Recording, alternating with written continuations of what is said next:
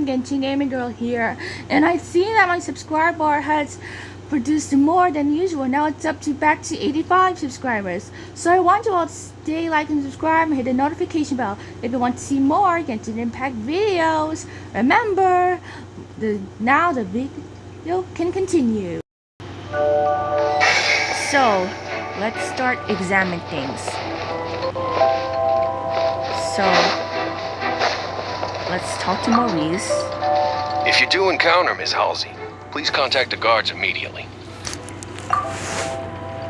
Okay, so let's investigate somewhere else. The rope that's suspended in the water tank, that was definitely tampered with. I mean, the rope that's suspended but the water tank was definitely tampered by someone. This wasn't no accident. So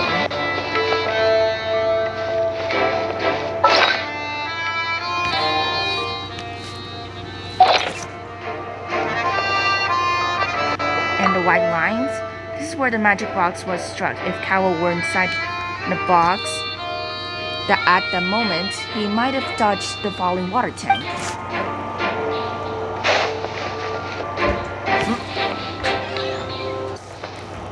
And let's check something else. Lenny's magic tricks were the stuff of legends, but the way he did this crime, he should have stuck to doing magic. Look, doing magic tricks is one thing. Pulling off a crime is something else entirely. Maybe he was just too full of himself. Okay, that's the guard's info. And here we have the clues so far. Now where's the clue book? Okay. Whoever the murderer was, they must have made preparations well beforehand. Why would it be him? Gosh, no wonder the serial disappearances never got solved. This rope was obviously tampered with. People needed to register and reserve a seat for the show. That's all the clues we have so far. What about the other clues?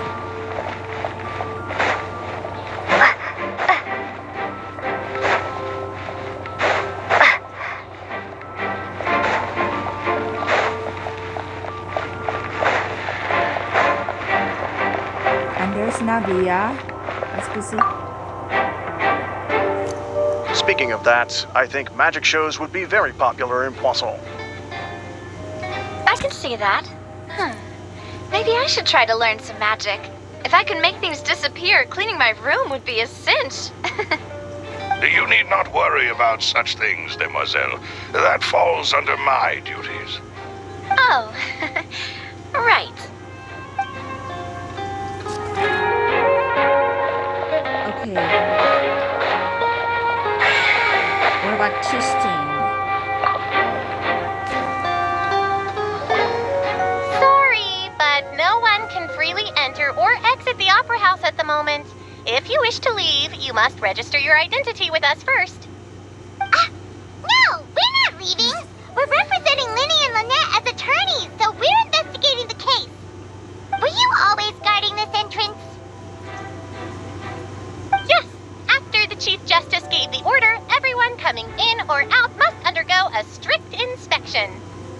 So, the missing girl couldn't have left from here. At least, not from that point on. What about during the show? I doubt there was much opportunity then, either. How can you be so sure, Well, because I was in charge of security near the entrance at that time. I couldn't see Lenny's performance from here, which was quite a shame. Just my luck. But still, I did not abandon my post, and I stayed put no matter how loud the applause was. If someone had so much as even approached the door, I would have noticed it, let alone if they had tried to leave. We Melusines are good at that sort of thing, you know. So, it's safe to say the girl couldn't have left through here. All right, thank you for your help. This will be useful info. Okay, we entered and exit up to the opera house. Okay, so sorry about my game's glitches. They always bugs.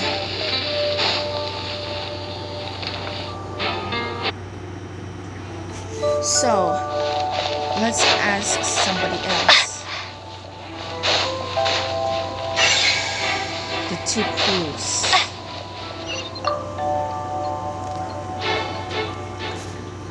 It looks like an ordinary box, but Lenny somehow moved instantly from the stage to being inside of it. How do you do it?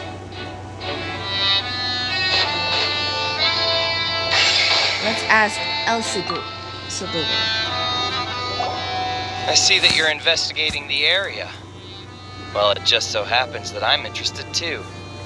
If you find any new and interesting leads, be sure to share them with me, all right? We don't have too many thoughts yet.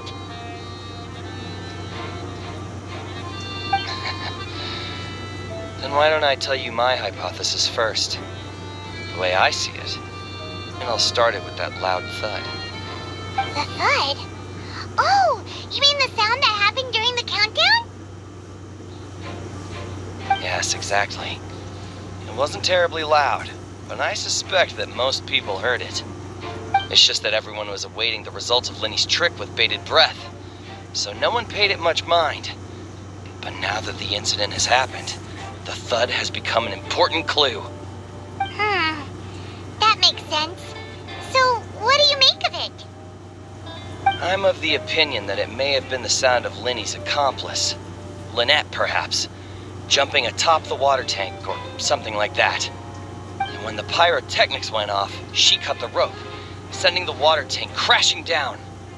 Wait, wasn't the noise we heard too loud for that? Perhaps the balance wasn't right, leading to a particularly rough landing. Then wouldn't the water tank have started to swing a bit in that case? Oh, that's true.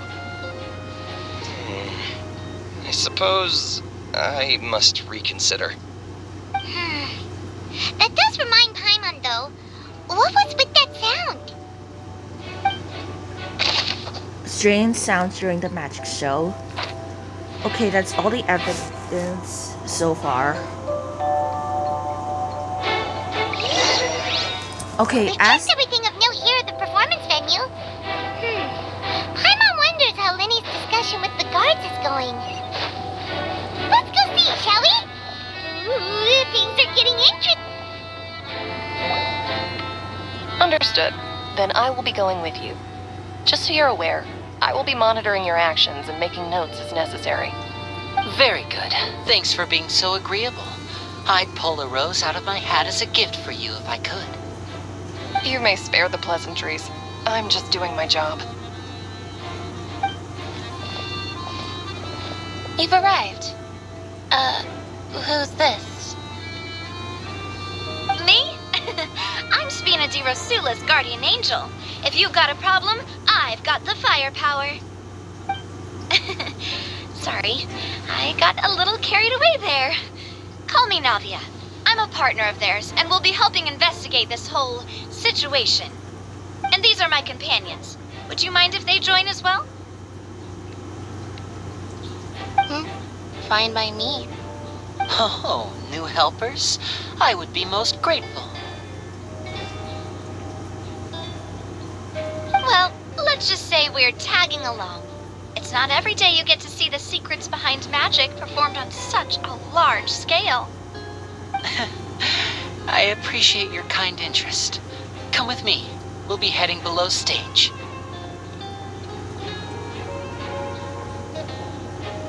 Huh? Below stage? Yes, a world of secrets is hidden beneath this magic box, prepared specifically for this switcheroo trick. But before I reveal everything, you should have a look first. Notice anything strange here?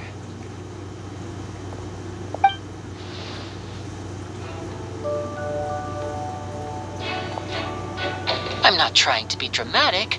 Remembering the details of a trick will help you understand the methods used to perform it more easily. Huh. Weren't there balloons and other decorations here? Where did all that go? Ah, good eye. That said, you're still far from discovering the answer. The back of the door isn't the same. The back of the door isn't the same. The back? You mean the inside of the door? What's different about it? Paimon didn't notice anything. Very good indeed. I thought you might not be able to catch that, given that you were sitting in the first row. The back of this door was patterned. Those patterns are now gone, replaced by a smooth wooden board. So, if you put 2 and 2 together, what do you get? Wait, does that mean... Exactly. All right, let's go. I'll tell you how it works as we head down.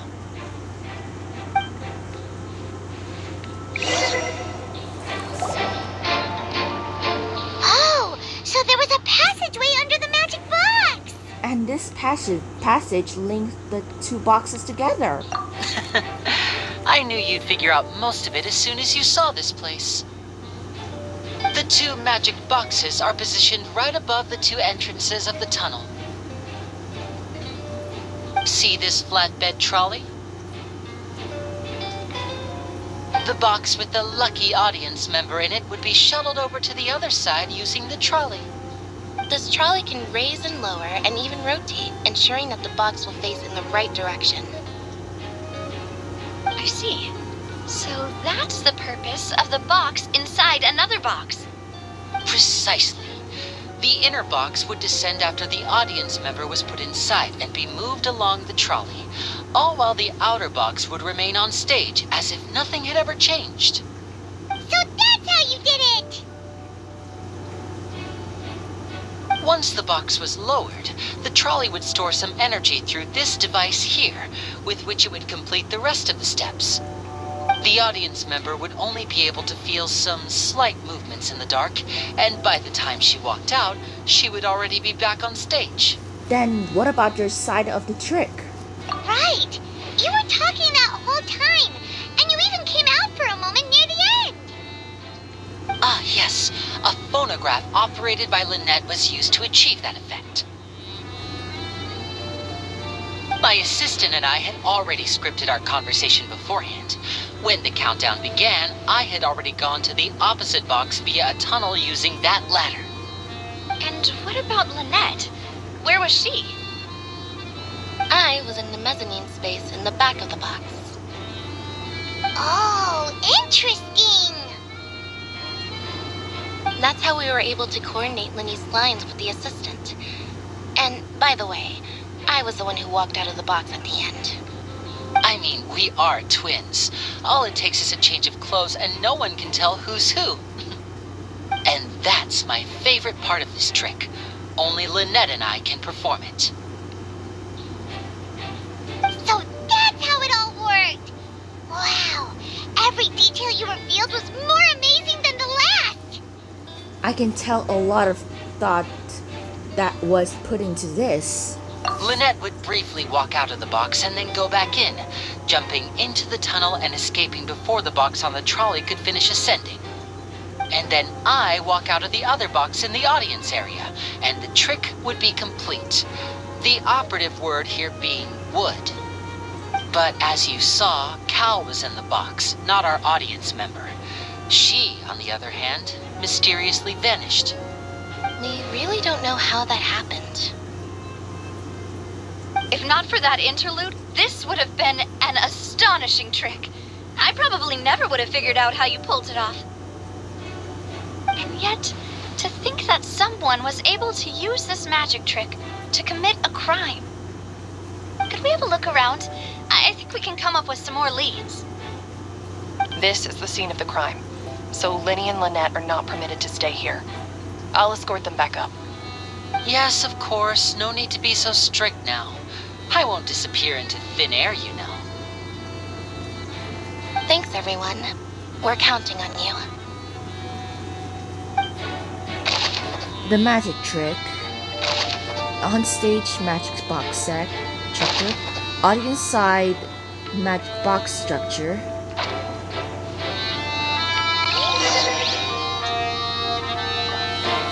Okay. Let's search the clues underground. Oh, lots of them.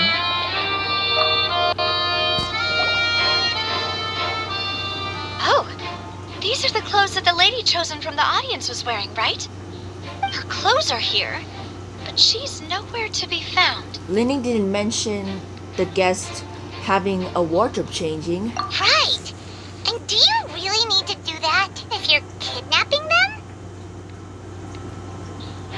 Ugh, this is so confusing.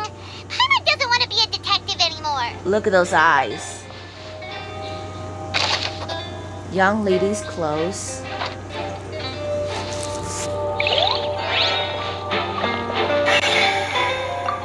The vase. The floor is wet. Please be careful not to slip. Speaking of which, why would there be water here? Maybe it was for a trick. Oh, Paimon knows. It's one of those tricks where you pour water into a jug and then flip the jug over only for the water to disappear. And here's a broken vase. Huh.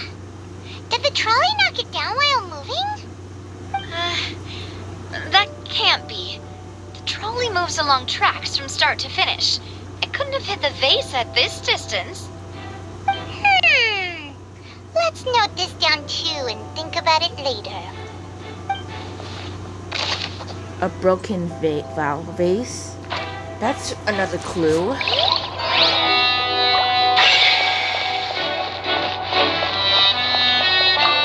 The ladder. Huh. What's this? Looks like a hook tied to the end of a rope. Huh? There's all kinds of odds and ends here. Lenny didn't mention this earlier. Perhaps it was a prop for a different trick. But why would it have been left here? Whatever it is, let's make a note of it first. Dropped hooked rope.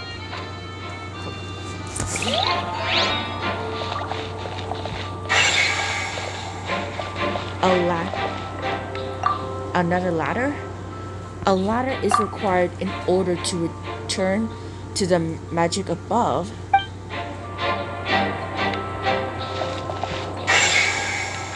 Oh, a control board. This should be the control device for the trolley. It seems to be able to operate automatically.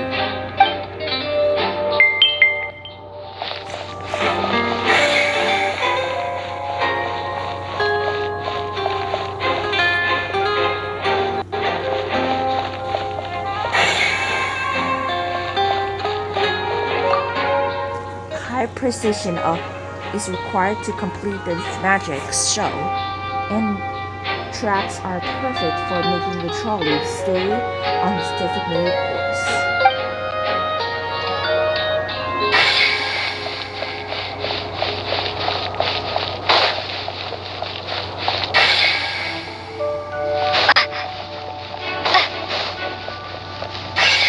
Ooh, more clues.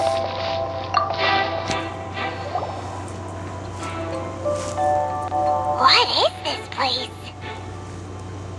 Looks like a vent. It seems someone could fit through here. Huh. Could this have been the suspect's escape route? Alone, perhaps. But if they had to pull another person with them, the space would be too narrow. But there are no other ways in or out of here. Other than those that go through the magic boxes. Oh, you're right. Let Paimon write that down. A tunnel vent.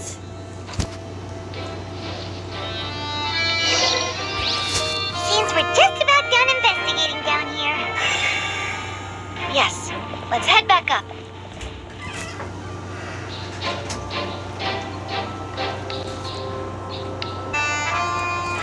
Okay. Examine the boxes. All kinds of props and costumes are hazardly stuffed inside.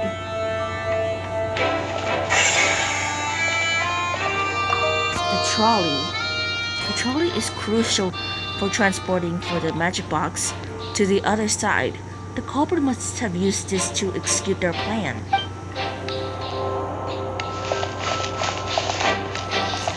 Let's head back to the service then.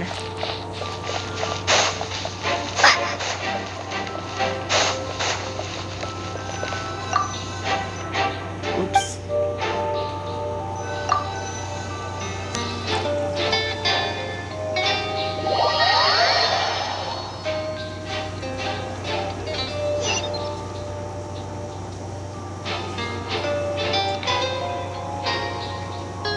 Okay, so these are the evidence so far. Well, we've ascertained the state of the crime scene. Let's find a place to sort out our findings once Malouse returns. Seems to me that there are several things that don't add up here. Apologies for the wait, demoiselle. So, what did the guards say? Did the criminal escape through the vent? They believe the odds of that are very low, since the vent leads to the Opera House's basement. The guards have checked the area carefully. No one left through the basement during the performance or after the incident, and no one was found hiding there. So the tunnels become like a secret chamber then. You know, like the kind you usually see in novels. It would seem so. The plot thickens. Halsey's disappearance and Cowell's death are both quite inexplicable. No wonder Farina was so confident in her accusation. All the current evidence points toward Linny and Lynette. In other words, the charges are very likely to be upheld unless we make some considerable progress. Charges and then trial. So if the charges are upheld, they'll announce a sentence? That's right. This is how a trial goes in the Opera House. During the proceedings, the Chief Justice and the oratrice will hear statements from both sides. The oratrice will too? That's right. This is how indemnitium is produced. The statements from both sides, the defenses from attorneys, witness testimonies, and even the audience's emotions will all be projected on the oratrice. To put it simply, it's as if the oratrice has its own will and is a judge in its own right. This also precludes any kind of favoritism on the part of the Chief Justice. Not that this has ever happened anyway. Fascinating. Once both sides have finished speaking, the Chief Justice will make his final decision. This, too, will be used by the oratrice as a reference. Then, finally, the oratrice will be consulted by officials. The result it returns is the will of justice itself. Huh? So that machine is the one that actually decides? I'm on button overlook called the shots. In practice, there is very little difference. Both have always come to the same judgment, which is why people have great faith in the Chief Justice. Ah, yes, the guards also asked me to convey that none of us will be allowed to leave this place before the trial. Huh? Why? Because we've chosen to act as the twins' proxies. That makes us persons related to the case. They're concerned that we might be colluding with outside parties, or that we might find outside help to disrupt the case. And even if that were not so, it could prove problematic if we happen to spread key information about the case ahead of time. I'm ready to break out at any time. Whoa, whoa! There's no need for that! Paimon thinks they have a point. That said, are they providing food? Of course. I just hope you don't mind the lack of options. I'm afraid that catering to all tastes is not in the cards, nor is any guarantee of balanced nutrition. Now is not the time to be picky. In that case, let's just sort out our findings together here. Pity. I was hoping to take you to try some of Fontaine's famous desserts, too. I mean, what better way to properly think through our findings than over some tea and sweets? Huh. Breaking out suddenly doesn't seem like such a bad idea after all. Paimon!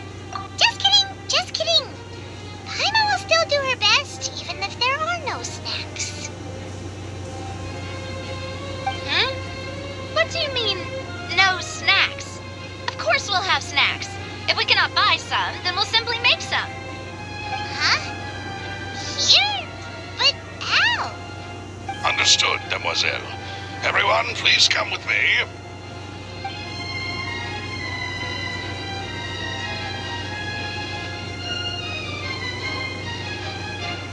Wait, you're carrying a portable stove with you? Wow. Yes, I must be prepared to meet the Demoiselle's baking needs whenever the fancy strikes her. I have eggs, sugar, and almonds at the ready.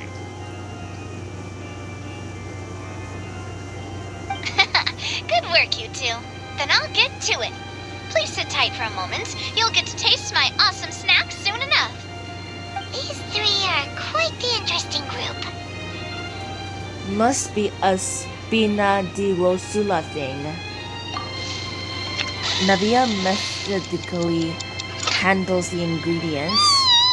And Paimon thought it smelled good while it was still in the oven. Oh, it's even better now. Paimon can't stop drooling. From the way you had these two guys carrying all that stuff around, Paimon thought you'd have them do more during the baking process. But you ended up doing the entire thing by yourself. Beating the egg whites, grinding almonds, everything. I was applauding. And I was giving encouraging smiles. That's not quite what Paimon meant. But okay. Emma was just thinking. Aren't you worried about getting your fancy dress dirty, beating egg whites and baking like this? Well, I don't think it's carved in stone anywhere that fancy ladies can only read books, sip tea, ride horses, and play the piano. I just really enjoy making snacks. Don't underestimate beating egg whites, by the way. It's a real arm workout. You also need to beat them to just the right consistency, or your macarons will crack.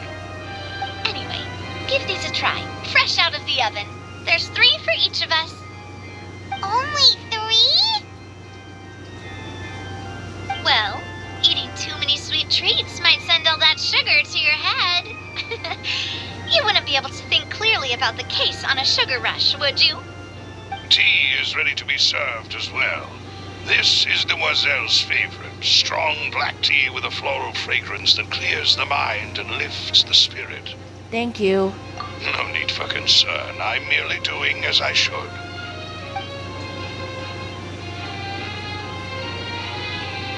All right then. Down to business. As Paimon mentioned previously, the tunnel seems to be something of a secret chamber. However, we can assume that Linny and Lynette were not alone within it. Some criminal also occupied its sealed confines. The magician twins could have committed the crimes, of course, but they lack any logical motive. Exactly! Why would they do such a thing right when everyone was watching?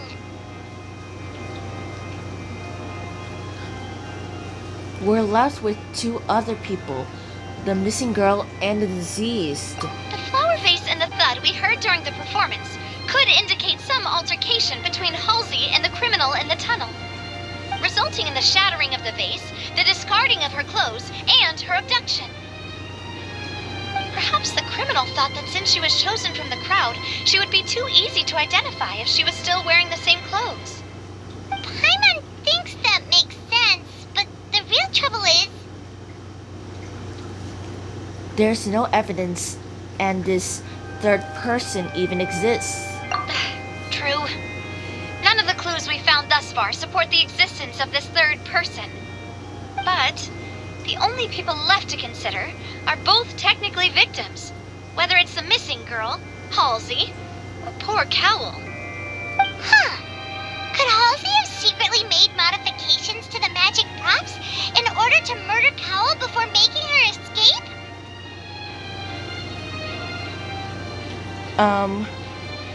But she had no way of knowing how the magic trick works. That's right. And even if she had tampered with the setup, she would need to understand the entire trick to pull it off. Nor does she have any motive. The guard said that she has never had any dealings with the magic troop's members. Were we not thorough enough in our search? From the sound of things, this is turning into an impossible case. Your macarons are amazing though, Navia. They smell great! They're nice and crisp and super sweet. They are my specialty after all. And I see you've already had 5 of them. What? 5? Oh, that can't be right. Paimon only counted 3, honest. Please don't worry about it.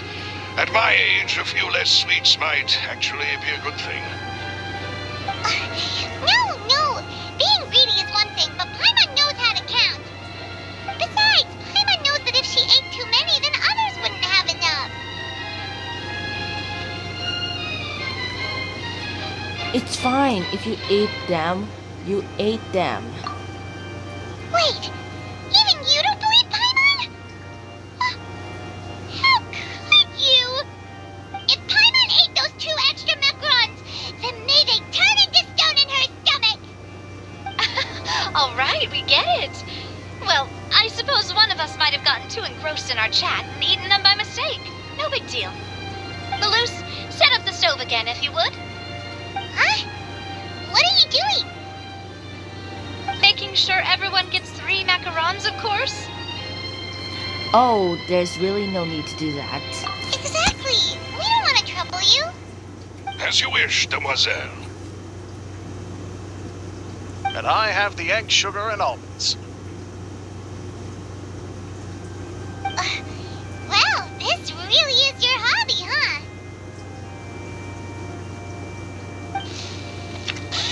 Navia does the second round of baking. However, the discussion that follows did Well, not yield. that's it for snack time.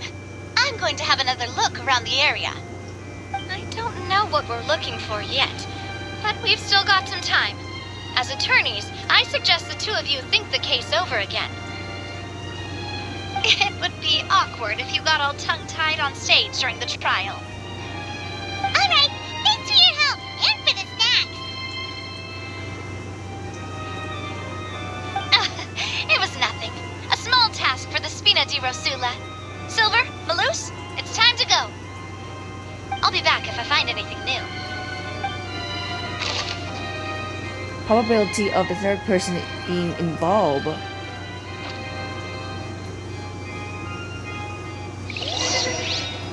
right, it's time to put our heads together. We've got to get our defense ready for the trial. Okay. Oh, it's probably gonna be a long and difficult case. There's no point in worrying about that now. We just need to prepare.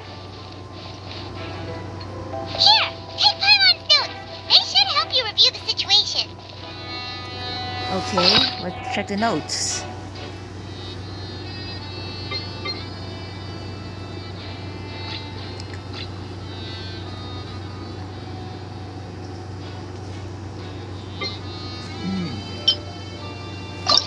Whoever the murderer was, they must have made preparations well beforehand. This is probably a prop, too. Oh, looks like it could hook onto a lot of things. Paimon doesn't get this at all. You think about it for a bit, Traveler.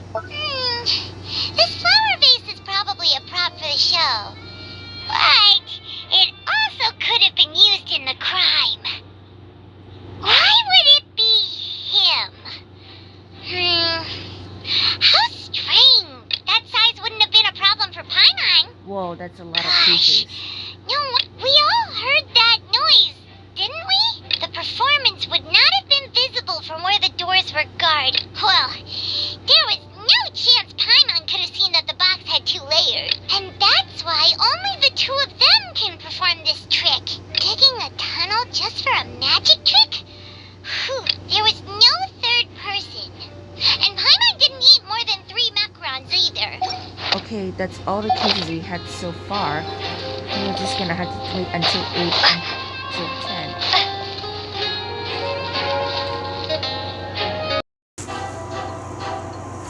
So, let's wait on the following day on 8 or 10. I can see Byron's glasses.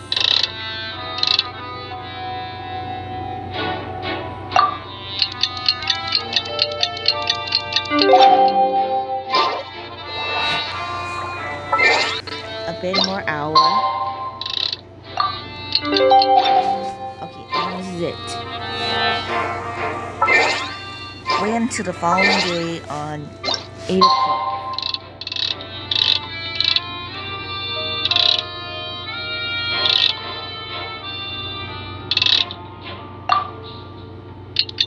Okay, this is gonna take a following hour, but this time we need to know about more answers of this missing Hazley and the mystery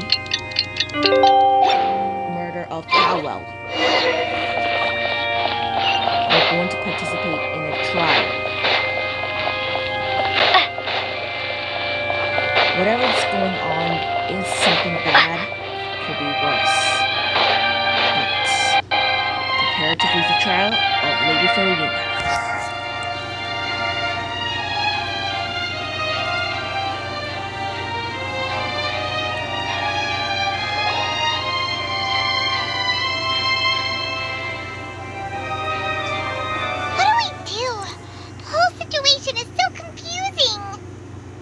But let's take things step by step. Good plan. Impossible things don't just happen. We'll get to the truth one way or another. Just relax. Even if everyone else suspects Lenny and Lynette, at least we will be supporting them from the stands. Besides, I doubt Farina understands any more about what happened than we do. Thanks, Navia. Well, we'll be going then. Best of luck to you.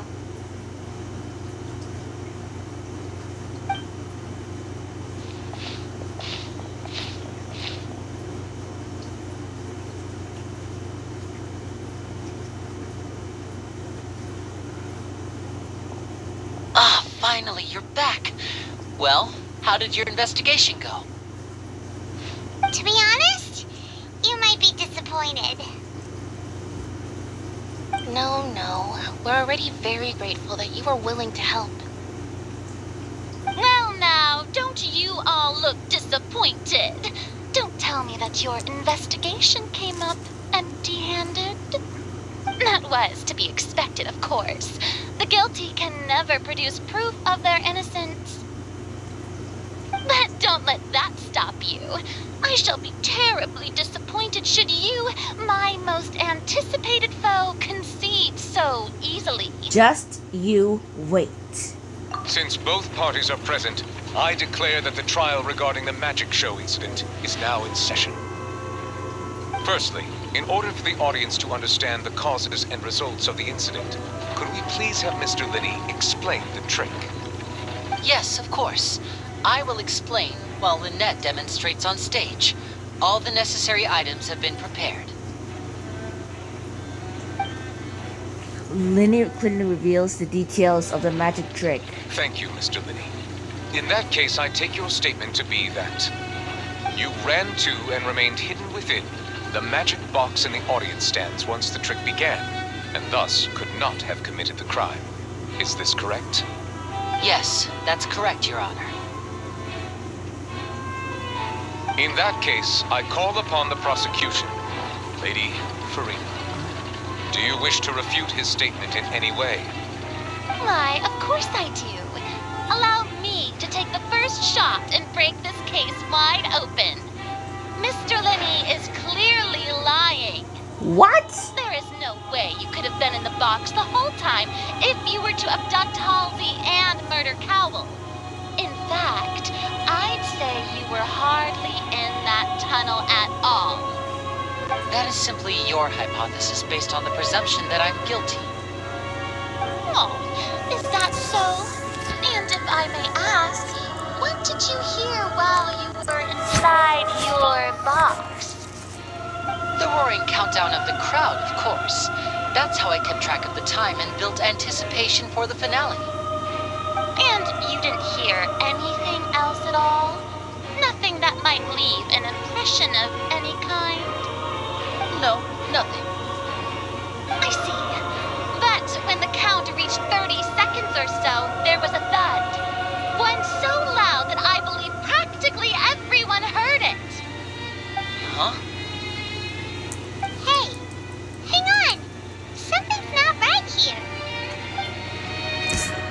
How could Lenny not know about this sound?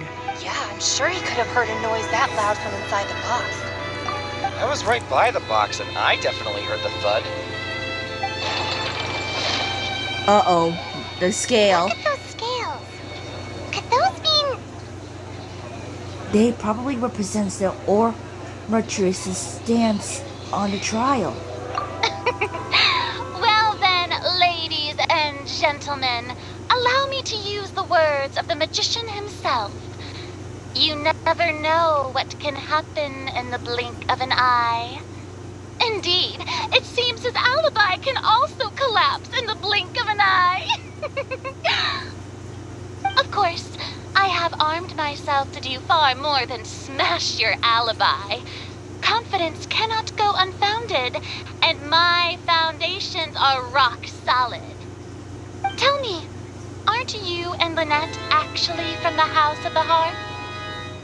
Oh, The House of the Hearth? they're Fatui? Oh no, could this mean... No wonder they did something like this. Oh So no. the serial disappearances were the Fatsui's doing. Now it all makes sense. So, I've got a feeling that what happened on stage probably wasn't just an accident. That's irrelevant. Our identities have nothing to do with what happened. well then, what kind of Fatui do this? Indeed. Then perhaps you could tell us everything that happened during that 1 minute. Your first priority is to prove yourself innocent after all. I'm sure there is little that needs to be kept secret now. Unless your script already has holes in it. Wait, The Outlander is speechless. My, oh my, don't they look flabbergasted? Now comes the infighting and discord, I suppose. This was almost too easy. was that a shadow of Farina? Good thing I made all those preparations. Seems the all-nighter I pulled last night is really paying off. Hey, Lenny. Why didn't you tell us this before? Lenny and Lynette are Fatui? Order! Order! Mr. Linney, allow me to re-establish the facts. Lady Farina has raised 2 points. First, when the thud was heard in the Opera House, you were neither in the box nor the tunnel. Second, you and Ms. Lynette are both members of the House of the Hearth. Are these claims true? Lenny, there's no doubt about the magician's abilities to con others. Given how Lenny has concealed his identity, this could all have been set up beforehand. Plus, Child is here in Fontaine along with other house operatives. There must be some scheme at work here. Wait, could Child have something to do with the magician's magical stage or something? I've been a victim for such scheme before, and now? Maybe... Please answer my question, Mr. Linney. I'm sorry. Yes, they're true, Your Honor. What? I knew it. What? Well, that's it. We might as well move on to the sentencing already. What should we do now? Permission to speak, Your Honor? Granted. Well, my client has wielded some key information. In that case, what is your request? I request a brief adjournment. There are things that must be discussed. Is that really necessary? They're already as good as guilty. The defendant deceived their own attorneys. What is there left to discuss? Order! Order, I say! Your request is reasonable, and we shall adjourn. This trial will reconvene in 1 hour. So that you would stick to Mr. Linney's defense even after knowing what you do now. You certainly have more professionalism than I thought. In that case, my dear audience, let's allow the joy of victory to steep for a little while longer. Oh, no, Lynn. Oh, no, Lady Farina, what are you doing? What are you doing? Linny, why? While court is adjourned, you meet with Linny and Lynette backstage in the Opera House. Okay, everything's so... Linny? Lynette? Well, this is awkward. I didn't think the Hydro Archon would dig all that up. I'm sorry, Traveler and Paimon. Yeah, sorry. Paimon doesn't know where to start. We trusted you two. Guilty. We based our entire reasoning on the assumption that you weren't bad guys. Not to set the wrong tone or anything, but Paimon's really mad. Oh, Paimon. I'm very sorry. I know you're angry, and reasonably so, but please, let me explain. I know you've clashed with the Batui several times before. I wouldn't be surprised if just hearing the word is enough to make you upset. But our organization is very, very large, and the Harbingers have very different personalities and goals. Right now, we want to save people. As many as we can. That's right. I'm sure we're on the same page when it comes to this nation and the disaster that its people might face. I knew if it weren't for our respective identities, we could become good friends. That's why I didn't wish to flat out lie to you, but chose to hide some details instead. The truth is very important, but being completely transparent about everything would see us spending more effort than we need to. But how can we know this isn't all just another lie? Right. So, you be the judge. Heck, if I were you, I fear that I'd even struggle to trust me at this point. You met a Fatus who works as a magician, a trickster by trade. All by coincidence, too. But still, I'm asking you to trust me. I am no criminal. At least, not in this case. Sorry. Please forgive us. Well, you both say that, but... Where did you actually go while the trick was being performed? Right. Let's hear your answer first, and no lies now. Of course. I'll answer any question you ask. We've been trying to find out how the Oratrice operates. We want to know why it has a consciousness. Why can it deliver sentences accurately? During our investigations, we learned that the machine's core is beneath it. From that moment on, Lynette and I have been designing this box swap trick with the objective of getting close to the core. Is that why you needed a whole minute? That's right. In truth, the audience would take about 75 seconds to count down from 60, while I would only need 15 to get to the opposite box. So, after jumping into the tunnel, I accessed the Opera House basement via the vent, and went to investigate the room in which the core is stored. That air vent was created during the construction of the tunnel specifically to execute this step. And what did you find? Well, nothing. As soon as I reached that room and was about to investigate, I heard someone's voice. Which should have been impossible, of course. I was quite certain that I was the only one in the room. That voice seemed to recognize me and tried to speak to me. I chose to err on the side of caution and retreated the way I came. On the way back, I saw the broken vase and the clothes on the ground, but the countdown was almost finished, so there wasn't time to give it any thought. After that, the homicide occurred just as you saw. Well, that explains why you didn't hear the thud. But why did you want to understand how the Oratrice operates? Because of that prophecy I told you about, of course. We must know all we can about this nation's secrets in order to deal with that prophesized crisis. That's the only way we can save everyone. So, there you have it. The whole truth. I swear, I didn't hide anything from you this time. It was never my wish to proceed under this cloud of mistrust either. But, like I said earlier, you can be the judge. If you want to leave because you don't trust the Fatui, there's nothing I can do to stop you. Well, Traveler, you decide. Paimon will follow your lead however you choose. I'll believe in the facts. I believe in the facts. I believe that judgment will be dispensed as it should. Okay, thank you. Thanks for giving us a chance. The current problem is that the scales are tipped pretty badly against you two.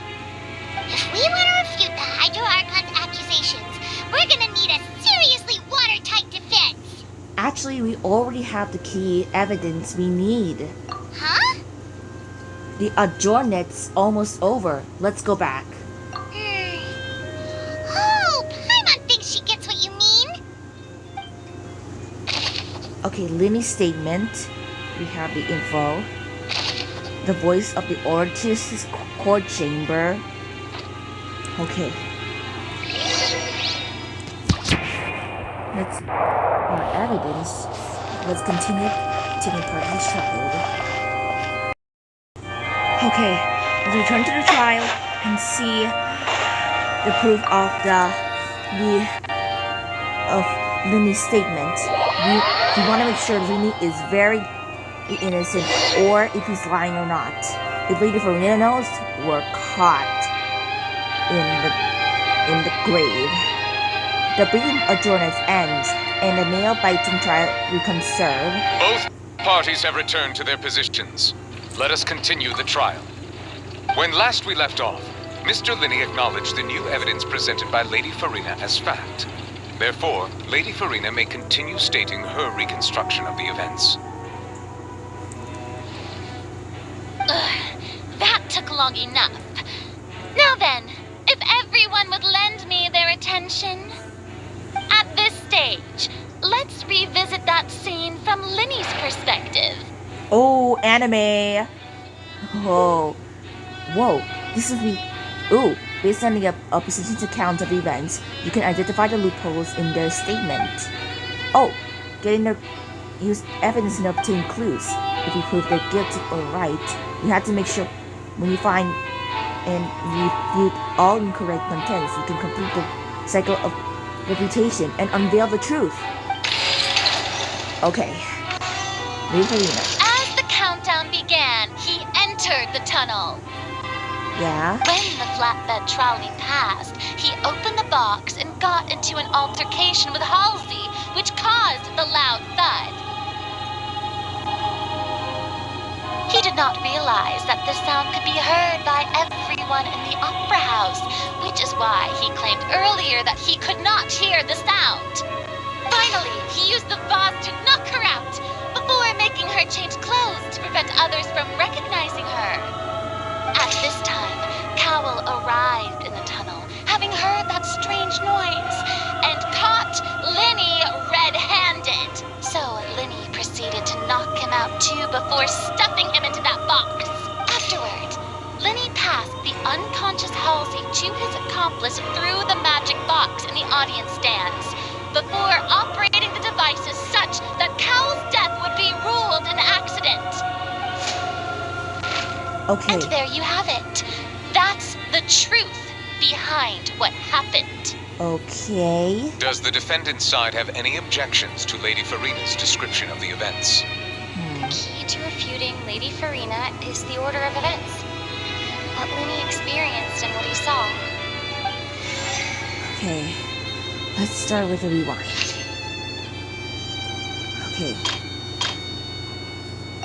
Okay.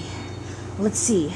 Linny claims that he headed to the chamber or Tenin containing the Orchis core upon entering the tunnel, and did not witness the crime taking place, and thus did not hear the thud. No one left the opera house during the magic show after the incident happened. Only those who had their identities cleared by guards and could leave. Lenny claims to have heard a mysterious sound within the chamber of the House of Orchid's core, within the Opera House in the Undergo.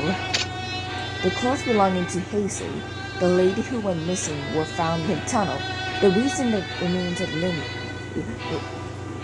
must have been very confused when he saw them. During the switching performance, there was an audible thud that many audience members heard.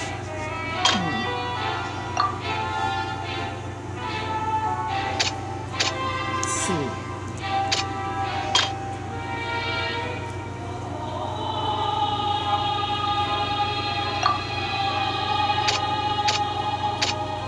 What about, let's see, a young lady's clothes? Nope, that's not it. Let's try something else. Okay.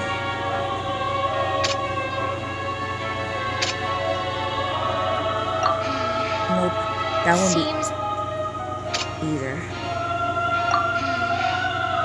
Seems this won't produce a particularly effective rebuttal. Okay.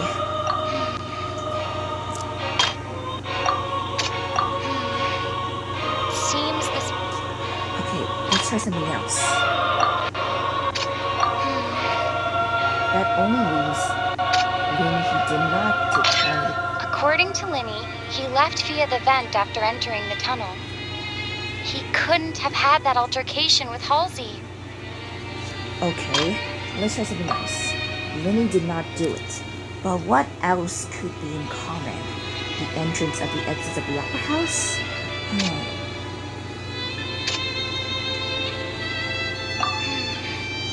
Seem...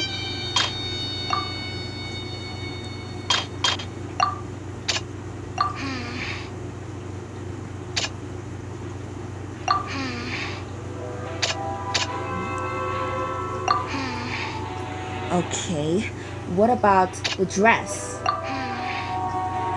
Which only leaves nothing.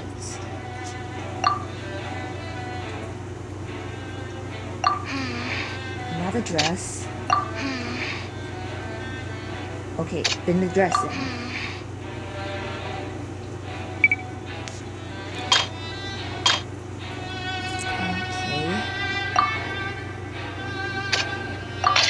Oh, the dress! That might be Lenny it. did not take part in the underground altercation. He only witnessed traces of the aftermath. Okay. Now then.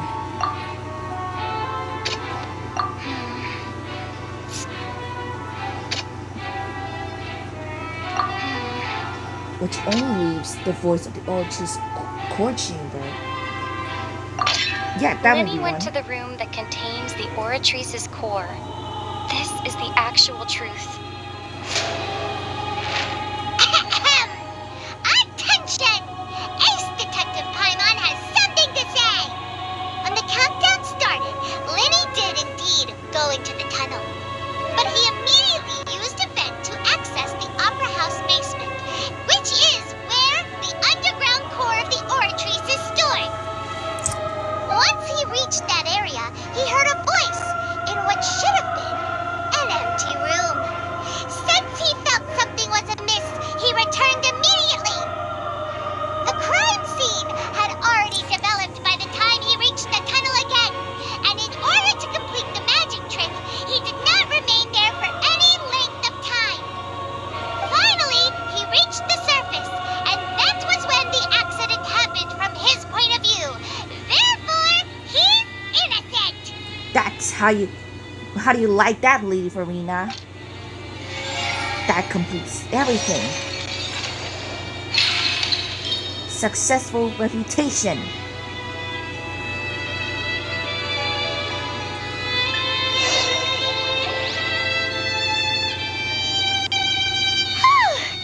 Paimon did it!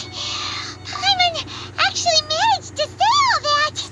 Oh, wasn't it awesome? Yeah, you nailed it. Welcome back, Detective Paimon. In other words, you believe that he knew nothing of the incident? That's right! Moreover, I believe my opposition's reasoning is flawed. My reasoning? The onstage equipment was clearly tampered in a predicament.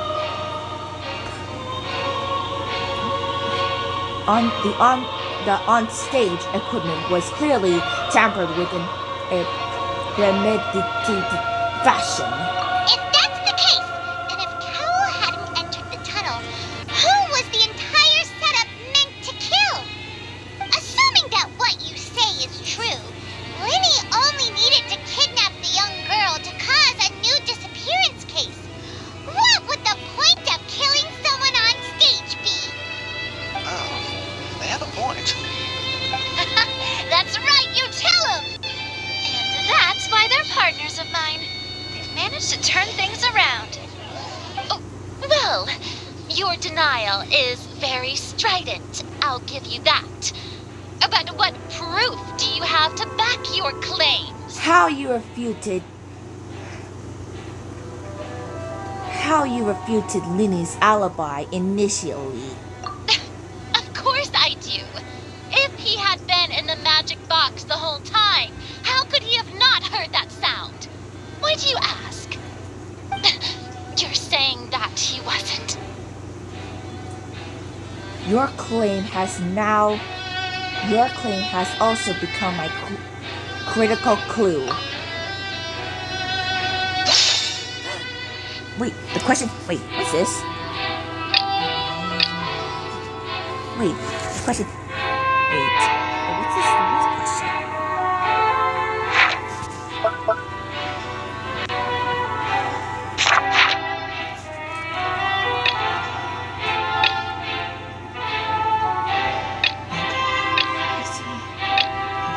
Strange sound. Make sure it's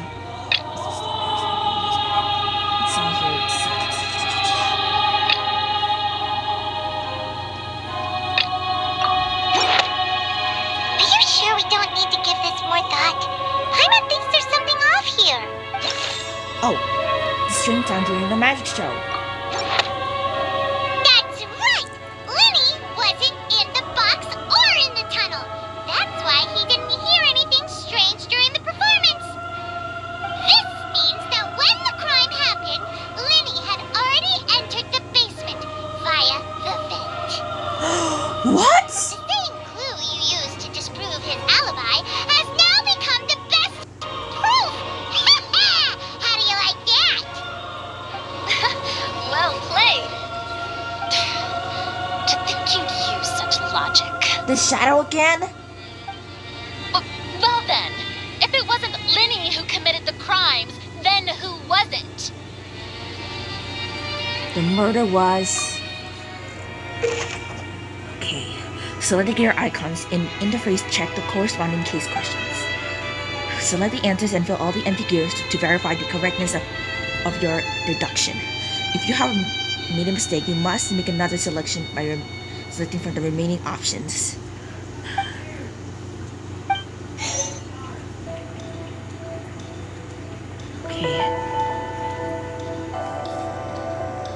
Okay, the guard's investigation report indicate that the fireworks released near the end of the show ignited the burn through the rope, suspending the water tank above the stage. This caused the water tank to fall and kill Cowell in the box below. If Linny is no longer under suspicion, only the other members of the troupe would have been able to tamper with the props. Linny gave the detailed account of how it was the tricks of host to work by using the box inside a box. The idea was from the box containing the audience member to be transported across via a tunnel. And Lane himself would also use his cannon to get to the other side. Having changed her outfit, Lynette and her assistant would take her charge off on stage interactions.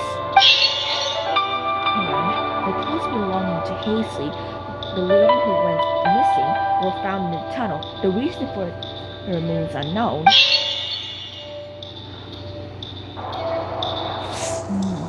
Then the last, what about this clue? Could there have been a third person involved?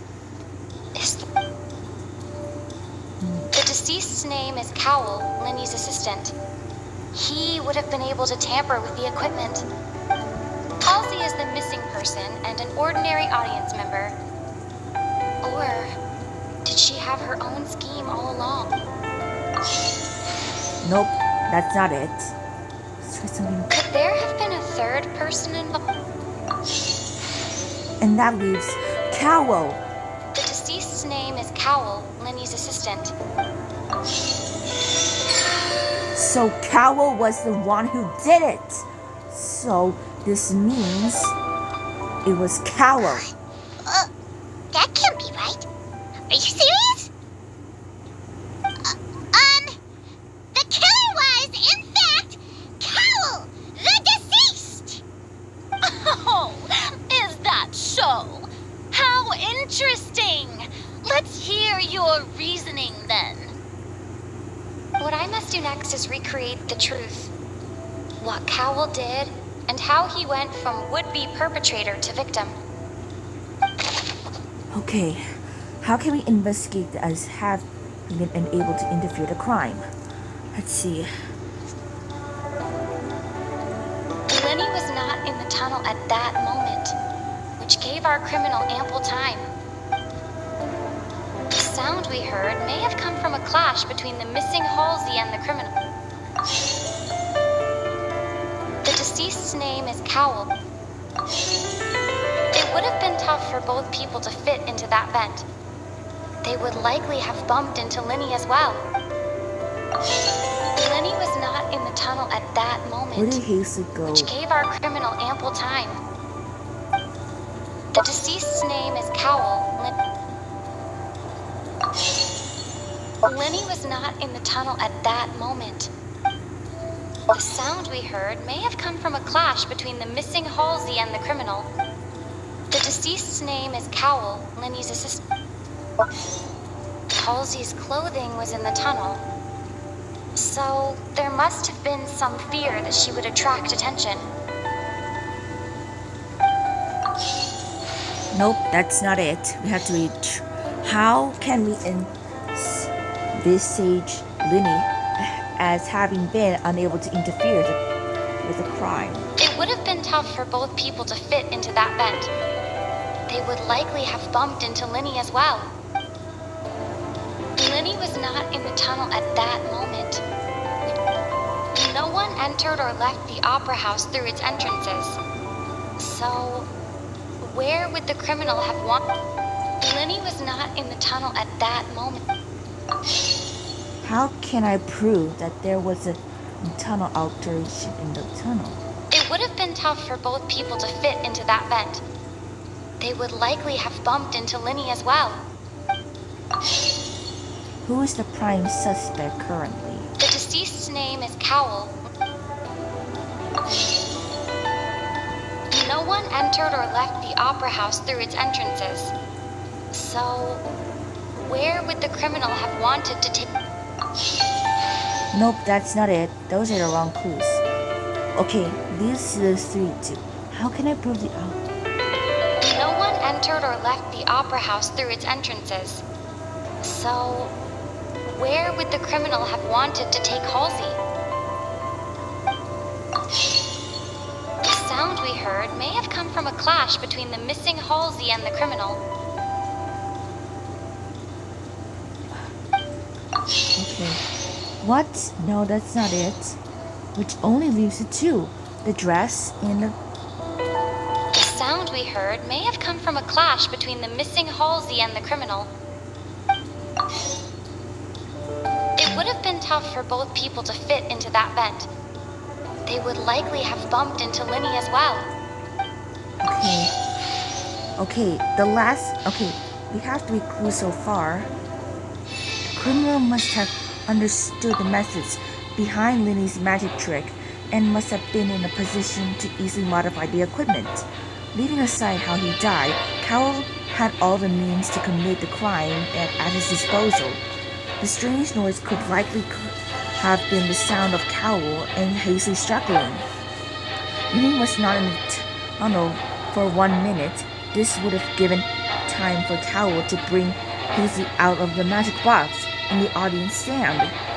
But according to guards' testimony, no one entered or left the opera house, so even if he had entered, there'd be no meaning of the exit. Exiting from the box would have been full view of the audience, pretty much guaranteeing that they would be discovered. What's wrong, Traveler? Are you still having trouble figuring things out? Where in the world did Hazley go? I see how it is. So this was all just a bluff. And here I thought you had something to show for it. But it seems you're still far from the truth. Look, since we're at a dead end, why not consider a different track? Okay. Just like the trick isn't transpired, the end result must have been utterly different from the magician's initial design.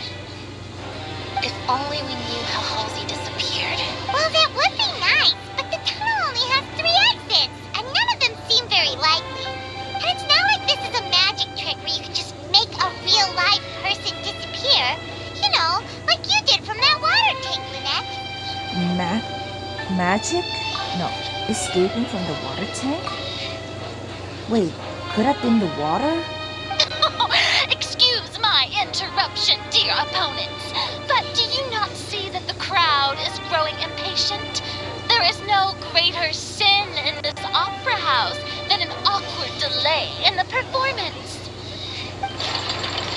Oh no, we're losing time. If the defense is unable to make further effective arguments, we will move on to the next stage of the trial. Hold on a second. Lenny was not in the tunnel at that moment, which gave our criminal ample time. The sound we heard may have come from a clash between the missing Halsey and the criminal. The deceased's name is Cowell, Lenny's assistant. He would have been able to tamper with the equipment. What about... The vase was not broken by chance. It was used to cover important evidence. The water... That's it! That's the hypothesis.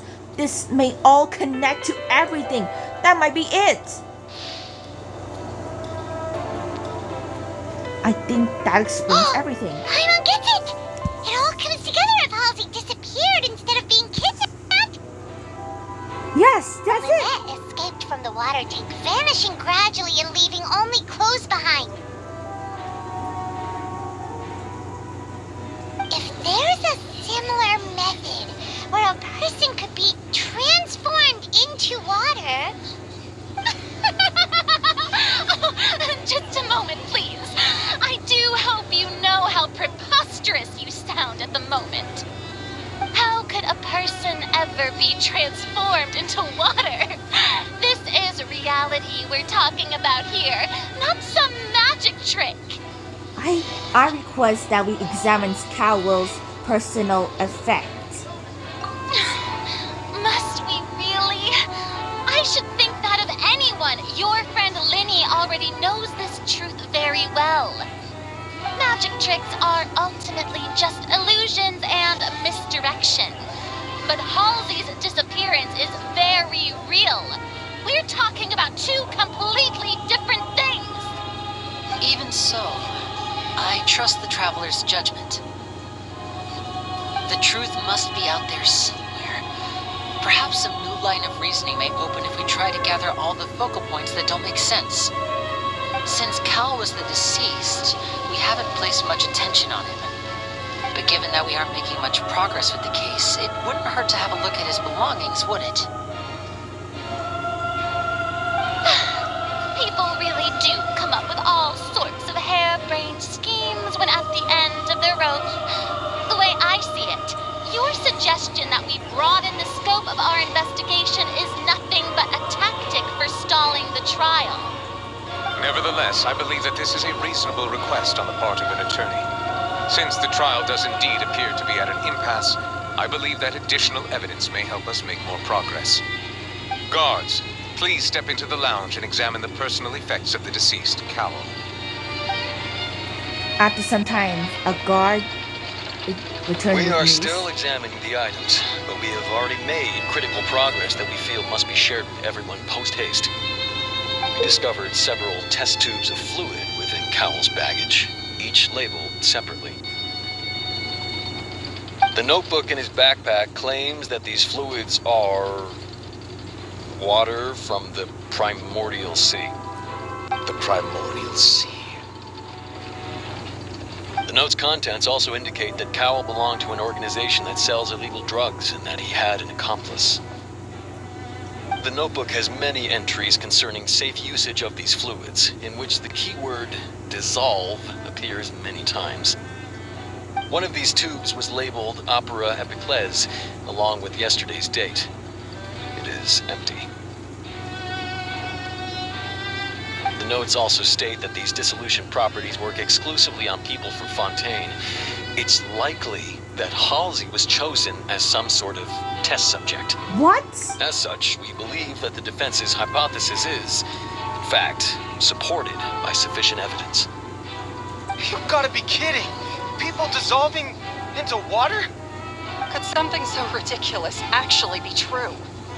Wait a moment. This reminds me of a certain prophecy, but it's just a coincidence, isn't it? If people can become water, does that mean that the water tank's real use was as a means to hide water stains? And if Cowell was targeting that girl... Wait just a minute. Could that mean... You two, with me, quick! Demoiselle, wait! What about your partners? Let's go. Just trust me. Order! Order! Whoa! It is undeniable that further examination of the deceased's personal effects has yielded some surprising results, but we cannot yet verify the veracity of these clues. Still, let us assume that these clues are indeed authentic, albeit with the understanding that Ms. Halsey has yet to be found. Guards, please continue examining the items along these lines. Mr. Linney, it appears your hypothesis is supported by the evidence, so please continue speaking. Of course. Thank you, Your Honor. If we uphold this hypothesis, I believe that many of this case's seemingly unrelated clues can be connected together. Right! Like the metal hook! That one didn't make sense at all. Let's think about this. Cowell's methods must have something to do with that water from the primordial sea. Okay, water from the primordial sea. Okay, who is the prime suspect currently? The deceased's name is Cowell, Lenny's assistant. He would have been able to tamper with the equipment.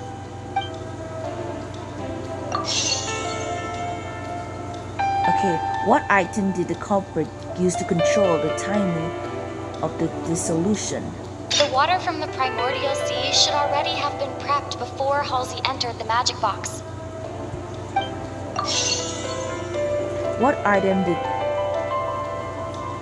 No, wait. The water from the primordial sea should already have been... Used to control the... Now it seems like the hook rope was not meant for another magic trick.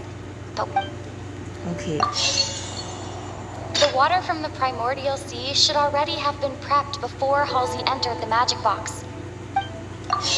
What item did the culprit use to hide the mechanism behind the crime? Lynette was in the magic box on stage the entire time.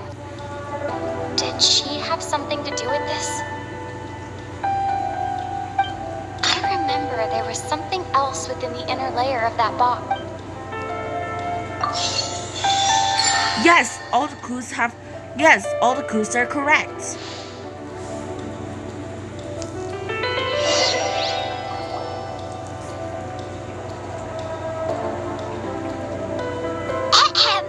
It's Ace Detective Paimon's time to shine again! Yeah! In the original plan, Cowell would tamper with the water tank rope and the number selector securing his target.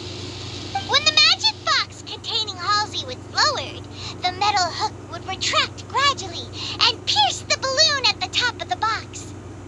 When the balloon attached to the box popped, the water from the primordial seed inside it would pour down and dissolve Halsey. Afterward, Cowl would enter the tunnel and break the flower vase to conceal the water inside the tunnel, with the remaining evidence being covered up by the water tank on stage. But he encountered something unexpected in the tunnel and wound up being fatally hit by the same water tank he meant to use to cover his tracks. Huh. That does make sense. That actually links together a lot of the more confusing pieces of evidence. Yes, it's back in equal again. Oh dear, what do I do? Even I think they sound convincing now. Have I falsely accused an innocent person? What a humiliation. Now, it seems like the only point of contention remaining is the exact circumstances that led to Cal's death. His notes mentioned he had an accomplice who could be related to the situation. On that note, the guards have just contacted me indicating that they uncovered new evidence. I shall now invite him on stage to share it with us. Thank you, Your Honor. We were just inspecting the luggage of the other people involved in this case. And we found an identical sample of the water from the primordial sea among Linny's personal effects. What? That can't be. Oh, I see. Well, how wonderfully comedic to have your own counterattack only to come back and wound you. Does this not clear all doubt? My dear citizens, my loyal audience, allow me to present my reasoning and bring this performance to a swift close. Oh no, we're gonna do this again. Linny did not need to take part in the dissolution of the young woman at all. Indeed, he did leave the scene via the vent. Having made modifications to the props beforehand, his accomplice Cowl then caused Halsey to vanish using the water from the primordial sea.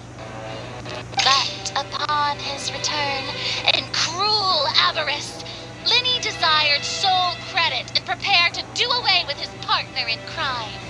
Ultimately, he knocked Cowl out, and the tool meant to cover the crime up also became a murder weapon.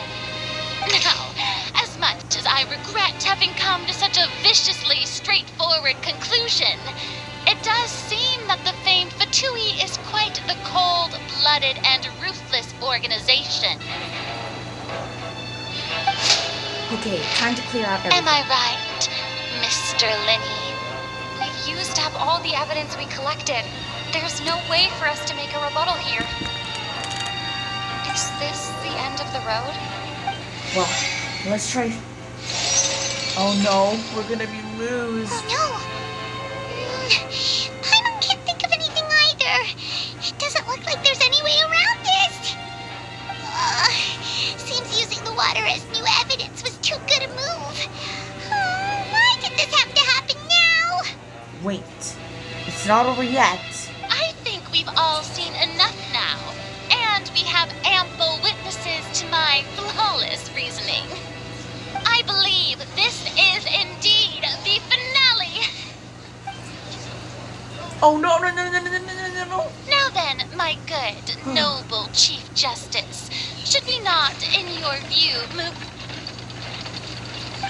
Excuse me, everyone, but I must interject. Miss, I must ask you not to shout and to respect the ongoing legal proceedings. Oh, come on, don't be hasty. I have a good reason for interrupting, you know. Now, would anyone here like to take a little break from all this debate and see a little magic? I'll show you an amazing trick, one that can bring a young woman who has disappeared back in the flesh, right before your very eyes. Please, do the honors, Mr. Linny, if you would be so kind.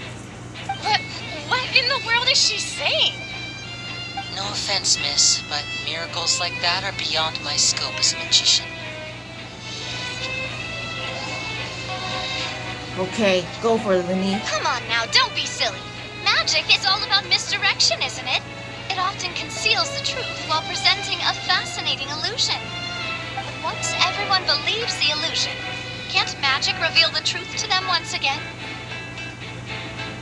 And wouldn't such a trick be the most marvelous finale to today's performance? Come on, Lenny and Lynette, give it another go. Don't worry, Spina di Rasula has made the necessary arrangements on your behalf.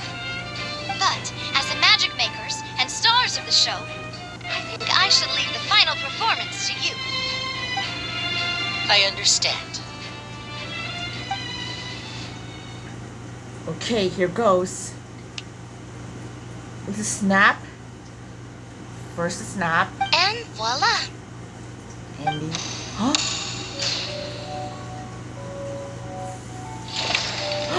Paisley! She's okay! Sorry for the interruption. Wait, isn't that Halsey? So the whole thing about people dissolving wasn't true after all? To be clear, I'm only here because this person told me that if I testified, the merit of doing so would lessen my sentence. I was hiding outside this room listening to the proceedings because I was afraid that I would be the one put on trial. I was just feeling happy that no one had noticed me, and then before I knew it, she caught me. That'll teach you to underestimate us three. Where should I begin? I'm sorry.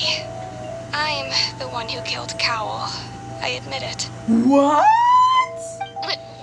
What? Why? What? Firstly, my name isn't Halsey. It's Lillian, and I'm originally from Mondstadt. What? I heard that Linny's show was going to be a real thriller, but I missed the chance to buy a ticket, so I stole one. Lillian? That's how I make a living. I steal stuff here and there. And I'd never been caught before. But I was noticed at the harbor a few days ago, and I barely got away. Linny was the one who caught me in the act. Hey! No wonder you look familiar. So you were the thief! Liddy even mentioned that you were pretty skilled. How? Well, and I thought that would have been the end of it, but then the number selector chose me. He even mentioned the Fortress of Meripede. That's a prison, isn't it? So you can imagine how shocked I was. I thought he was onto me for sure. So I played along with the show while looking for an opening to flee. But then I got water poured on me for no reason, and then someone jumped into the tunnel to nab me. I wasn't going to take that lying down, so I knocked him out and stuffed him into the box. There was nowhere to run from there, though, so I had to change my clothes and hide in a box containing performance costumes. I slipped out after the first guard arrived at the scene and continued hiding inside the opera house. Can a person even hide in there? A professional thief could make it work. But I swear I didn't know that the water tank would fall down. Really, I swear it. Had I known that, I wouldn't have put him in the magic box. I may be a thief, but I'm no killer. Well, that makes everything pretty clear now, doesn't it? Yeah, now it's time to refute the Hydro Archon's previous reasonings. Previous reasoning. This time, we need to tell the entire story from Lillian's perspective. Okay, time to... Okay, my turn. Okay. Okay, let's see. First stop is the noise. Yes. The strange sound wasn't from a fight. It was Lillian's attempt to break out when she was frightened. Next, there is the water. Next, the water. Let's see. I want to try the water. The flower vase was not broken to cover anything up, but was smashed during the struggle between Lillian and And Well, let's see.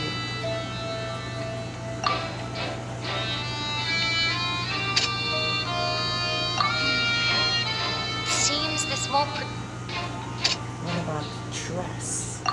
Yes, the dress. Lillian was afraid that she would be recognized if she left, so she changed clothes and hid, biding her time. Just what one might expect of an experienced thief. And it's Ace Detective time on time! Having been selected out of the blue, Lillian panicked. Her panic only intensified after she entered the tunnel and had water poured on her head. So she kicked the door open, producing the thud we all heard. Hearing the commotion, Cowell leapt into the tunnel, only to discover that Lillian had not dissolved. He did not know that Lillian was not from Fontaine, but was a thief who made her way in by stealing a ticket. Mistakenly believing that the water from the primordial sea needed time to take effect, he tried to force Lillian back into the box. The two broke the flower vase during the struggle, but Lillian came out on top, knocking Cowell out and putting him in the box. With no way of escaping, she changed her clothes and hid in the costume trunk until the performance ended. See that, Lady Farina? See how you refute the refutation success. See that? That's how you do justice.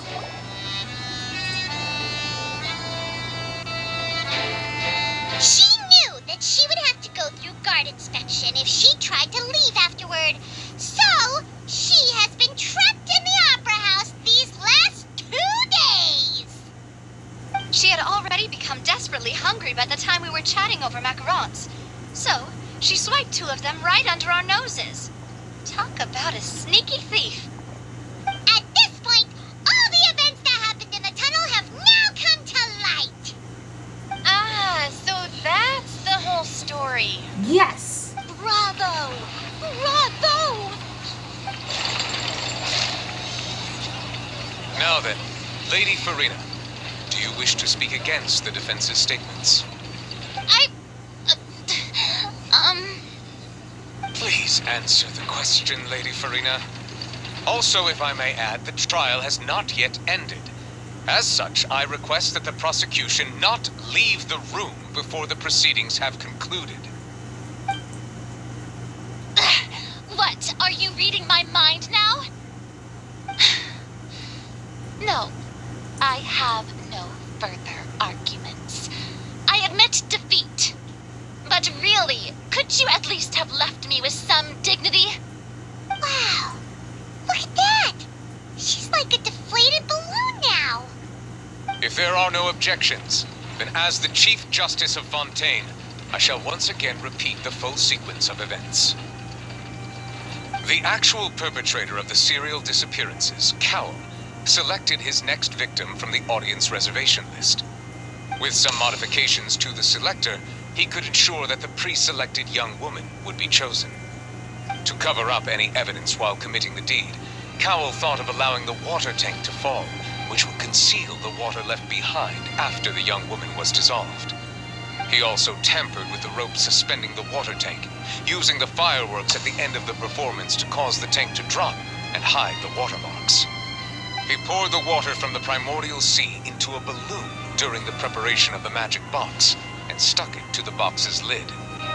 Finally, he passed the prepared hook on a rope through the gap in the magic box's door when bringing the young woman to said box. When the magic trick officially began, the box containing the woman was lowered into the tunnel, tightening the hook rope and bursting the balloon containing the water. If all had gone to plan, the young woman would be dissolved at this time. However, Lillian was not from Fontaine, and thus fled the box with a loud noise. Realizing that there was trouble, Cowell entered the tunnel and met Lillian. Thinking that the waters had not yet taken effect, he decided to proceed.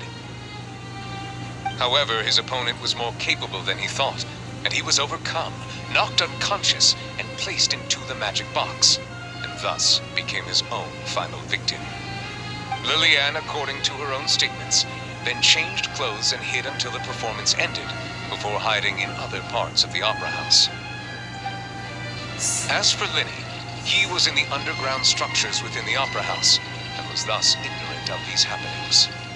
From this reconstruction of events, we can conclude that Linny, the accused, is in fact innocent. While there is much in Linny and Lillian's conduct that should still be investigated separately, this case, at least, can be handed over to the oratories to make the final decision. Yes!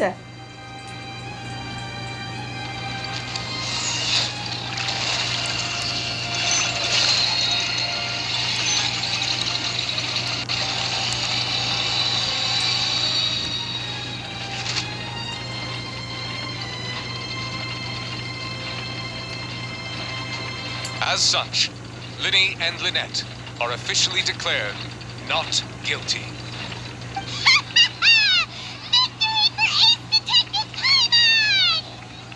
Great work, partners.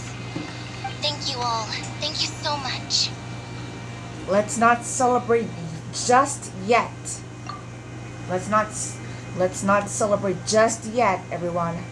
Next, I think we deserve an explanation, Guard Vaughn. How did you find the water from the primordial sea in Linny's baggage? Right! Your discovery caused me to make a serious mistake, you know. Or was that not a discovery, but false evidence that you dared to bring before this court? I suspect that the accomplice mentioned in Cowell's notes was not Linny, but you, yes?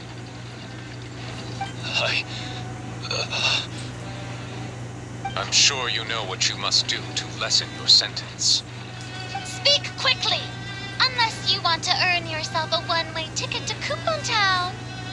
I was just following orders. We were supposed to place blame for the serial disappearances onto Linny, and thus cause suspicion to fall on the Fatui. The higher-ups said this was the best opportunity to do so. And now that your plan has fallen through, and the secrets of the water have been revealed, you have become a liability to said higher-ups, yes? Therefore, you would be wise to tell everything you know, and seek the protection of the guards. Yes, I'll tell you everything I know. Our boss discovered that the water can cause people to dissolve. It can also be made into a potion, which when extremely diluted, can cause people to experience unforgettable exhilaration. We've been in this business for a while now, and have made decent more off it. The disappearances were also the boss's idea. I mean, this is the boss we're talking about. What? Vangoon? What? The water! He turned into water. Oh my god! He turned into... Now he can no longer talk. Such ruthlessness. I shouldn't have expected any less of them. An outrageous act. All present, please submit to inspection immediately.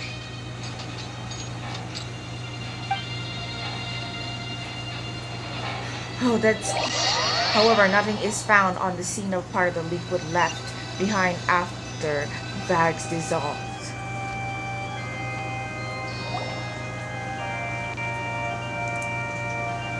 So, we're just going back now? Yes. The problem seems to have... The problem seems to have been solved for now. That's true, but... Traveler, Paimon, please wait. What? Winnie... I know you may not want to speak to me right now. Maybe you don't even want to look at me. But still, let me thank you again for defending me to the end. Even after you learned that I'm a member of the Fatui. I didn't just wish to see any more be falsely accused. I guess. But regardless, I'd like the opportunity to set things straight. I didn't approach approach you with any ulterior motives or ill intent. I've spoken to you as myself, just plain Linny this entire time. As for why I'm a Fatus, it's because the goals of the House of the Hearth align with those of an orphan like me. That's all. That was how Father, whom you might know as the Knave, approached recruiting us back then too. The Knave? The one who controls the House of the Hearth? She's your father? What? That's right. And since we're here, I was wondering, would you mind hearing a story? It's about my past. Back when our parents first died, Lynette and I were left wandering the streets. To survive, I took to surreptitiously observing an older street performer who did magic. It took me several days to figure out how he pulled off his amazing tricks.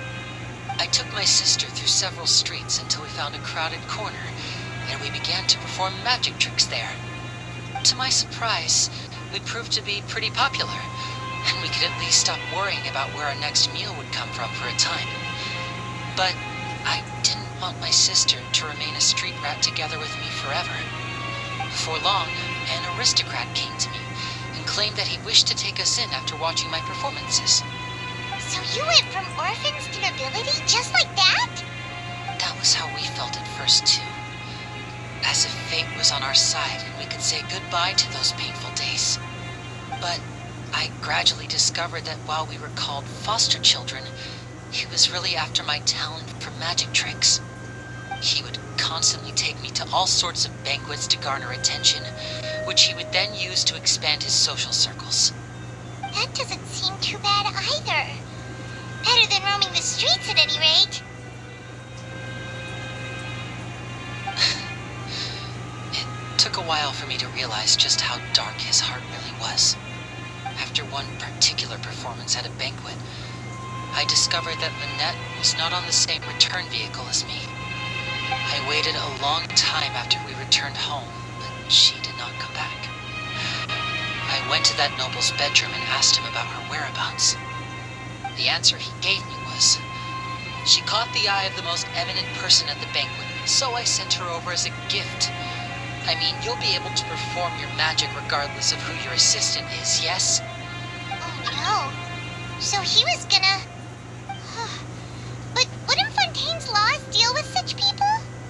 As far as outsiders are concerned, this is a relationship akin to adoption or foster care, and they have their ways of escaping the eye of the law.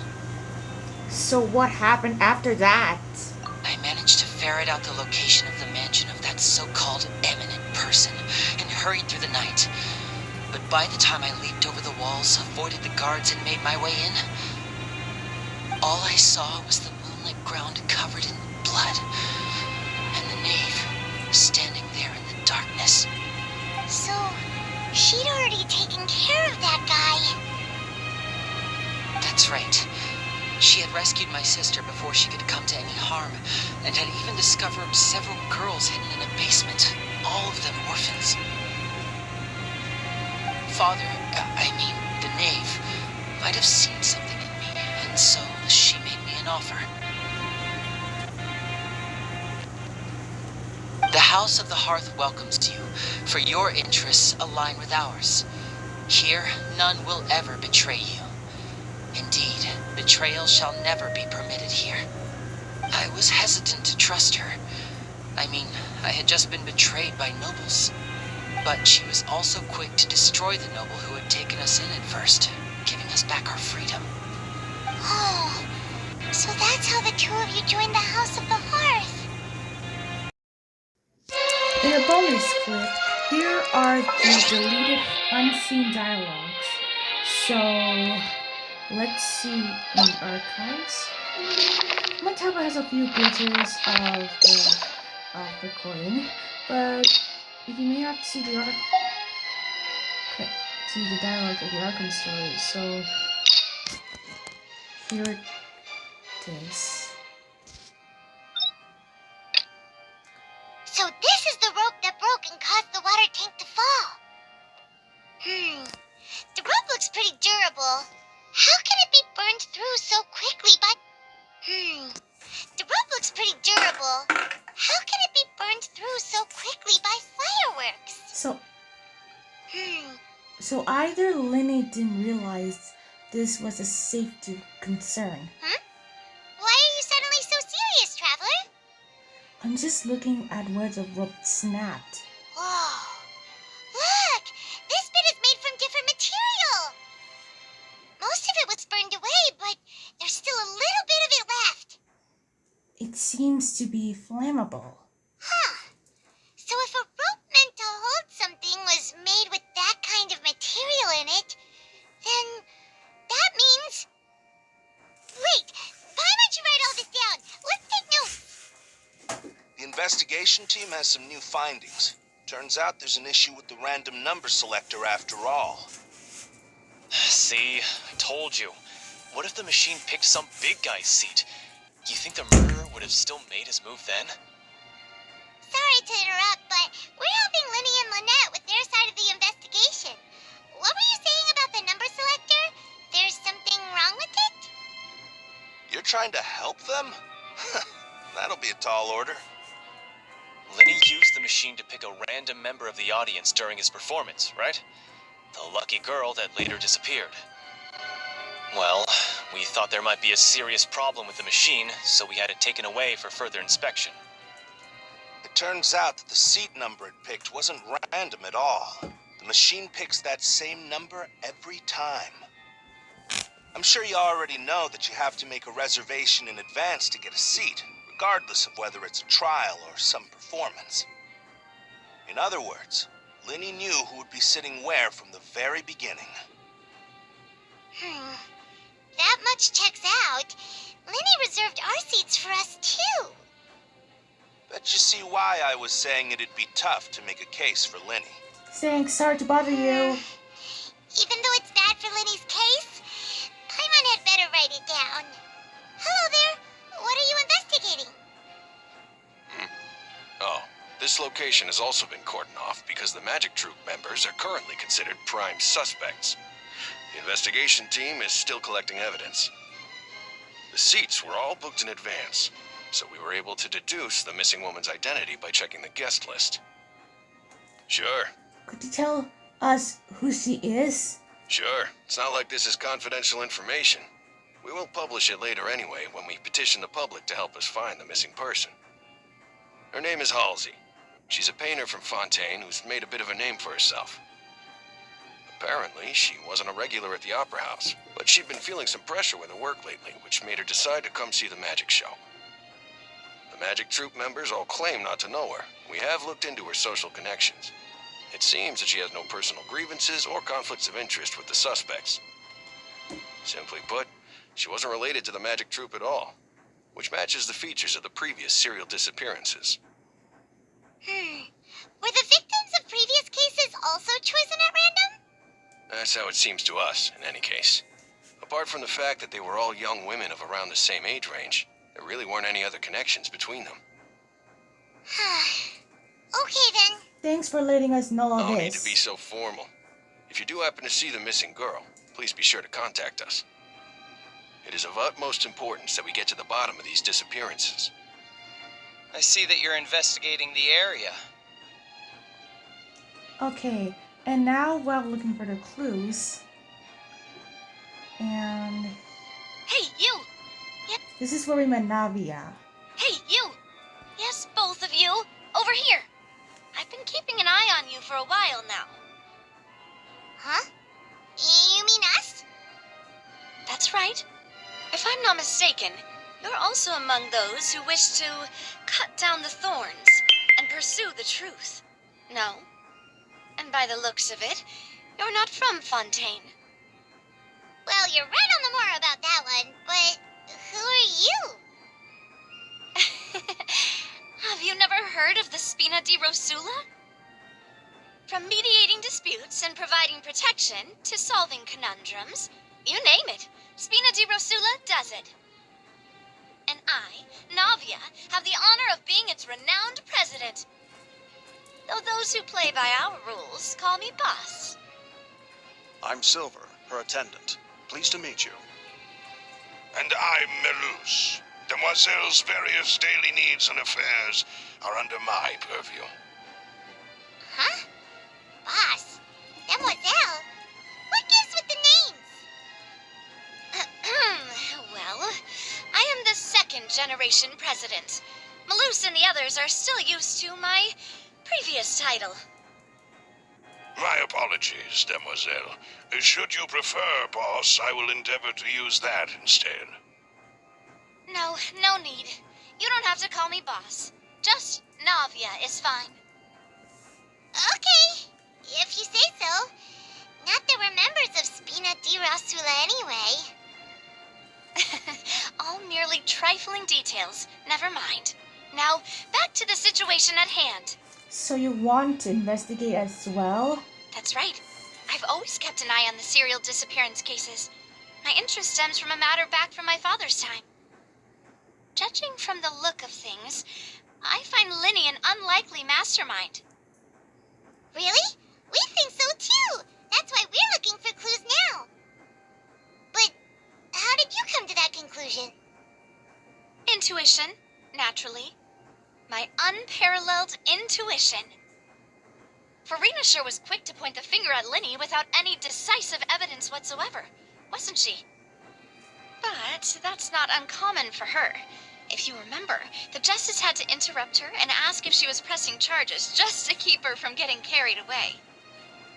Anyway, a trial begins the moment someone levels charges. And, of course, there was no way Verena was going to back down in that situation. Sounds more like you just don't trust the Hydro Archon.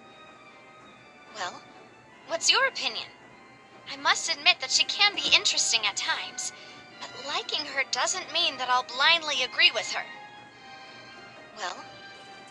Well, when you put it like that, okay. All right, I've answered your question. Now, it's time you answer mine. Wait a minute, did that answer count? Well, I say it does. But don't worry, you won't hear any pointless questions from me. In your opinion, do you think it's right to treat a trial like it's an opera? Well? Not always. And why would that be? Doing so make it easy for the truth to fall by the wayside. See, Silver and Malus? I told you they'd be different. Most astute of you, Demoiselle. I, too, think that the Traveler's response was most excellent. No matter how wonderful the script or how fervent the audience's expectations may be, the trials that go on stage here must be based in fact. And if that can be done, boss, then... All right, that's quite enough, Malus. Anyway, I like your answer. You passed with flying colors. Now, I need to make some preparations, following which our joint investigation shall commence. You two shall be my assistants. Wait! Since when did we become assistants? Huh? Oh, well, I can be the assistant, sure. Or your companion, if you like. I'm really not that fussy. That's more like it. I think you're missing the point, Paimon. Far be it from me to brag, but I believe that Demoiselle's intuition will be instrumental in uncovering the truth. You wish to save a friend from false accusations, and we wish to unravel the disappearances. In this sense, our goals are aligned. You have a point. You're quite the talker, aren't you, mister? And what about you over there? What do you think? You seem like you've got something on your mind. I have nothing to add. Oh, alrighty then. We'll be making some preparations first. Just be sure to let us know if they start revealing Linny's tricks. Thanks! Okay, that's the missing dialogue, and here's the missing dialogue where... Oh, this is a long way. Let's see. This is where we talked about Linny's past. So... She has her own plans. She has gained permission from the Tsaritsa to first use the Gnosis' power once she obtains it. She plans to use it to find a way to break the prophecy and save Fontaine. So, she believes in that prophecy too? That's right. The whole House of the Hearth is currently working to combat that crisis.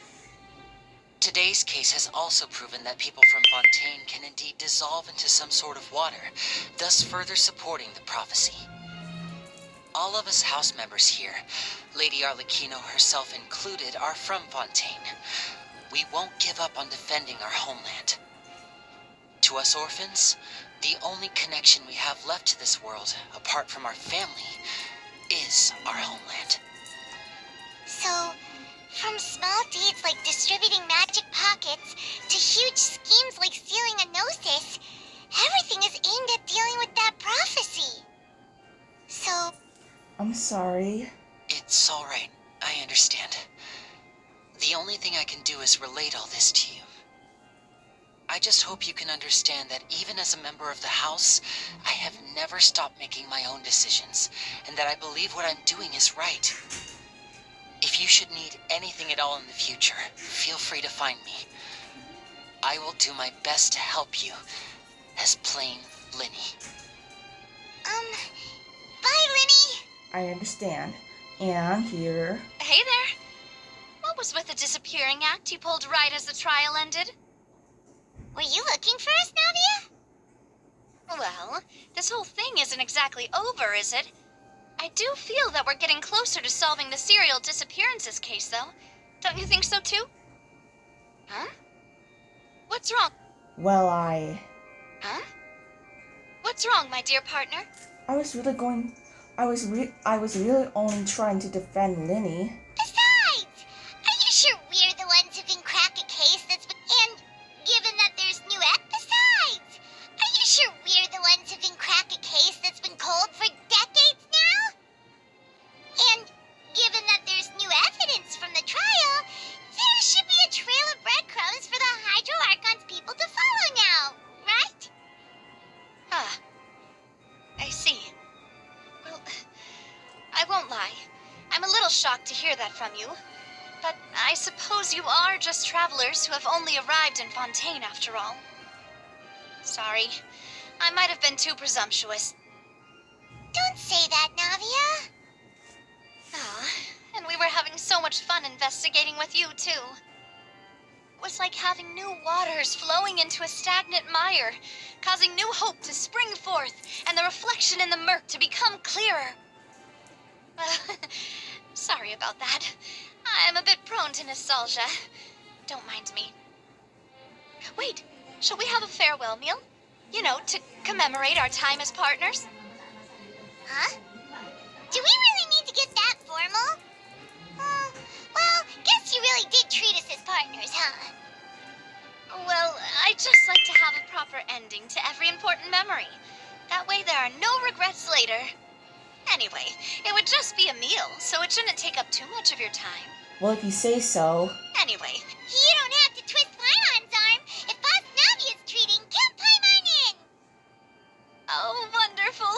In that case, why don't we return to the court of Fontaine and head to the Hotel de Boer? I believe we'll make it just in time for dinner.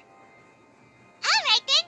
Let's have our farewell meal. Okay, so that is the missing archon dialogue story.